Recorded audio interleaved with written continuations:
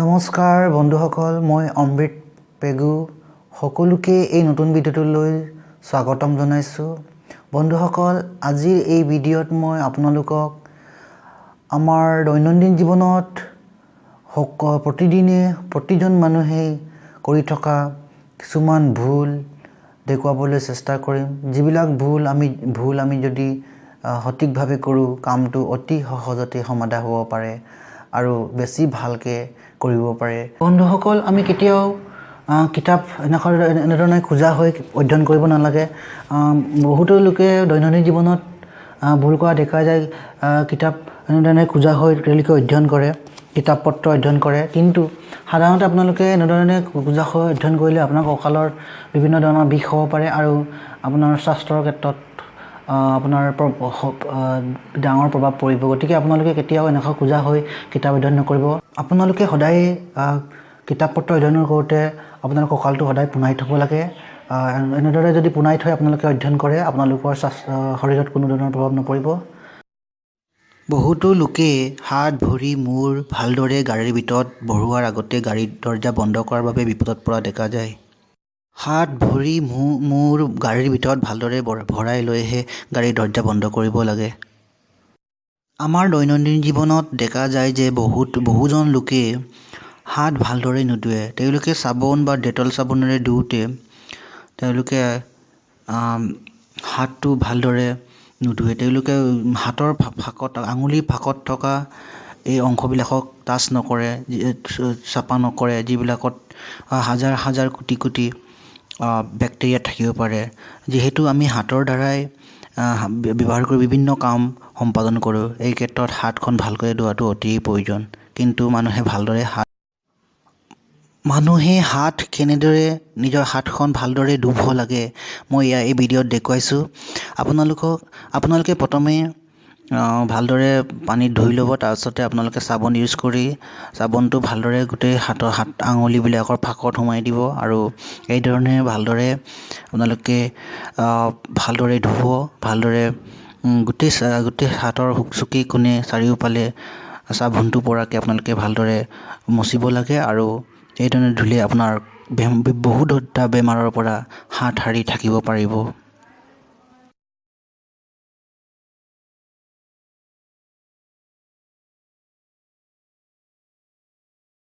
Earphone এনেদৰে use নকৰিব।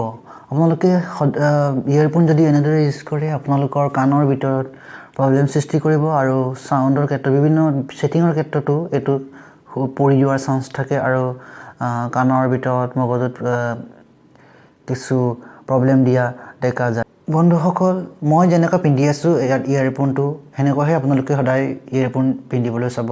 কাৰণ ইয়েৰফোন এনেকুৱাহে ডিজাইন কৰা হয়। যদি আপোনালোকে এনেদৰে ইয়েৰফোন পিন্ধে, আপোনালোকৰ কাণৰটো বেছি ডিষ্টাৰ্ব নিদিব আৰু সঠিকভাৱে এইটো বহিব আৰু পৰি যোৱাৰ কোনো চান্স নাথাকে। টাইট হৈ পৰিছে, আপোনালোকে দেখিছে।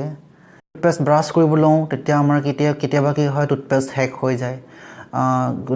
বজাৰৰ ওচৰ নহয় বা দোকান বজাৰৰ ওচৰ নহয়, তেতিয়া আমাৰ কি হয়, শেষ হৈ যায়, মানে ভিতৰত থাকে। কিন্তু কেনেকুৱাকৈ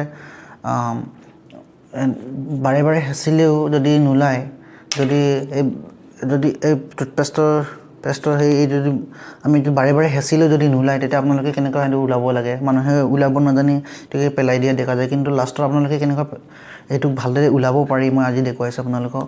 যদি আমি এইটো যদি এনেকুৱাকৈ আমি যদি এই কলম এডাল লৈ বা তেনেকুৱা ঘূৰণীয়া মাৰি এডাল লৈ যদি আমি এনেকুৱাকৈ ঘূৰিবলৈ ধৰোঁ, তেতিয়া কি হ'ব, গোটেই পেষ্টখিনি ওলাই আহিব। যিমান আছিলে সেইটো ওলাই আহিছে, আপোনালোকে দেখিছে।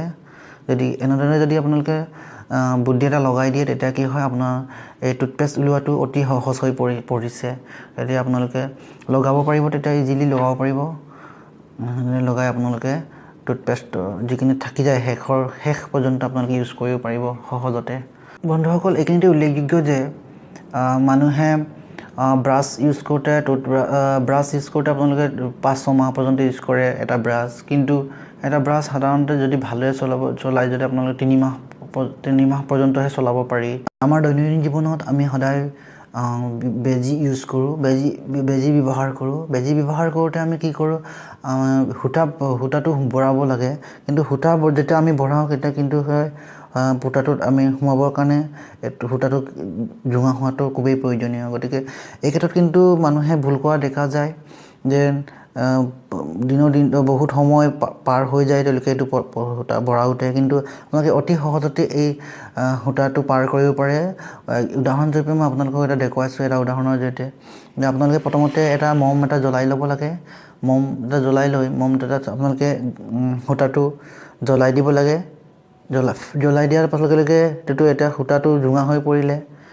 এতিয়া আপোনালোকে যদি পাৰ কৰে, আপোনালোকে ভৰাই দিয়ে সূতাটো, অতি সহজতে এইটো ভৰোৱা কাম হৈ গ'ল। 1 ছেকেণ্ডতে আপোনালোকৰ ভৰোৱা কামটো হৈ গ'ল। কি কৰে, মোবাইল কম্পিউটাৰত চাৰ্জ কৰে, লেপটপত চাৰ্জ কৰে, USB কেবল ইউজ কৰি। কিন্তু আপোনালোকে যদি ভালকৈ লক্ষ্য কৰা দেখা যায়, আপোনালোকৰ মোবাইলৰ চাৰ্জ কৰাৰ পৰিৱৰ্তে এই লেপটপলৈকে গুচি যাব আৰু আপোনাৰ মোবাইল ৰিচাৰ্জ হৈ যাব, সম্পূৰ্ণৰূপে চাৰ্জ নোহোৱা হৈ যাব। গতিকে সেইটো বোলো সদায় কেতিয়াও নকৰিব। আপোনালোকে সদায় নৰ্মেল য'ত আপোনালোকে চাৰ্জ কৰে তাতে চাৰ্জ কৰিব। কেতিয়াও আমাৰ কৰঙণত লেপটপটো ব্যৱহাৰ কৰিব নালাগে। যেতিয়া আমি কৰঙণত লেপটপটো ব্যৱহাৰ কৰোঁ, আমাৰ প্ৰজননৰ ক্ষেত্ৰত আমাৰ প্ৰজননৰ ক্ষমতা নষ্ট কৰিব পাৰে। গতিকে আপোনালোকে কেতিয়াও উৰুঙণত থৈ আপোনালোকে লেপটপ ইউজ নকৰিব। সদায় আপোনালোকে সমান ঠাইত, টেবুলৰ ওপৰত সমান ঠাইত, টান সমান ঠাইত আপোনালোকে লেপটপ থৈ ব্যৱহাৰ কৰিব লাগে। বন্ধুসকল, উশাহ নিশাহ লোৱাৰ ক্ষেত্ৰতো বহু লোকে ভুল কৰা দেখা যায়। উশাহ নিশাহ লোৱাটো আমি সদায় পেটেৰে ল'ব লাগে। পেটেৰে যদি আমি উশাহ নিশাহ লওঁ, সদায় আমাৰ মগজুৱে আমাৰ পেটলৈকে বেছিকৈ অক্সিজেন গেছ যাব। বেছিকৈ যেতিয়া পাব, তেতিয়া আমাৰ শৰীৰটো সদায় সুস্বাস্থ্যৱান হৈ থাকে আৰু সকলো ক্ষেত্ৰতে আমাৰ মানসিকভাৱে আমাক সদায় স্ফূৰ্তিত ৰাখে আৰু আমাৰ স্বাস্থ্যৰ ক্ষেত্ৰত সন্তুলনৰ সৃষ্টি কৰে। যিসকল লোকে পেটেৰে উশাহ নিশাহ লয়, সেইসকল লোকে বেছি আনন্দত থাকে। আপোনালোকে লক্ষ্য কৰিছে যে এটি শিশুৱে সদায় পেটেৰে উশাহ নিশাহ লোৱা দেখা যায় আৰু সেইবিলাকে সদায় আনন্দত থাকে, কাৰণ তেওঁলোকে সদায় পেটেৰে উশাহ নিশাহ লৈ। ইয়াতেই আজি ভিডিঅ'টো মই শেষ কৰিছোঁ। আপোনালোকে এনেধৰণৰ মোৰ ভিডিঅ'সমূহ অতি সোনকালে লাভ কৰিবলৈ চাবলৈ আপোনালোকে ছাবস্ক্ৰাইব কৰিব। ছাবস্ক্ৰাইব কৰিবৰ কাৰণে আপোনালোকৰ সোঁহাতৰ তলত থকা ছাবস্ক্ৰাইব বটনত ক্লিক কৰিব, লগতে লাইক কৰিব, কমেণ্ট কৰিব, শ্বেয়াৰ কৰিব। আজিলৈ সকলোৰে পৰা বাই বাই।